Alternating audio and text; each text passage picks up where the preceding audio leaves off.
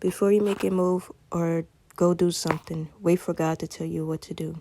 Because even if you look within chapter 8 of Genesis, we see that Noah waited until God spoke before he and those that were with him and the animals left the ark.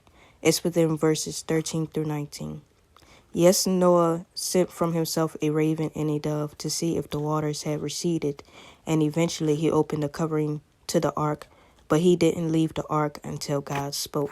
In verses 13 through 19 in chapter 8 of Genesis, we can see this because it says, And it came to pass in the 601st year in the first month, the first day of the month, that the waters were dried up from the earth.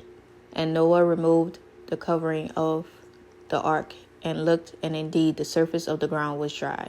And in the second month, on the 27th day of the month, the earth was dried. Then God spoke to Noah, saying, Go out of the ark, you and your wife, and your sons and your sons' wives with you. Bring out with you every living thing of all flesh that is with you, birds and cattle, and every creeping thing that creeps on the earth, so that they may abound on the earth, and be fruitful and multiply on the earth. So Noah went out, and his sons and his wife and his sons' wives with him. Every animal, every creeping thing, every bird, and whatever creeps on the earth, according to their families, went out of the ark.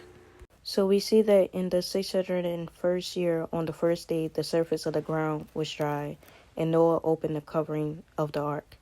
Now, when the covering was opened to the ark, Noah could have walked off the ark, which would have represented many of us that make our own plans and decisions and just go. But Noah, he waited on God. And it was not until the following month, the second month, on the 27th day, that God commanded Noah, his family, and the animals to go out the ark. Another thing to notice is that Noah saw the surface of the ground dry. But when God commanded Noah and those that were with him to go out of the ark, was when the earth was dry. God caused me to notice this. So before you make a move, decision, or go do something, wait on God to tell you what to do. So may God help you to wait on him.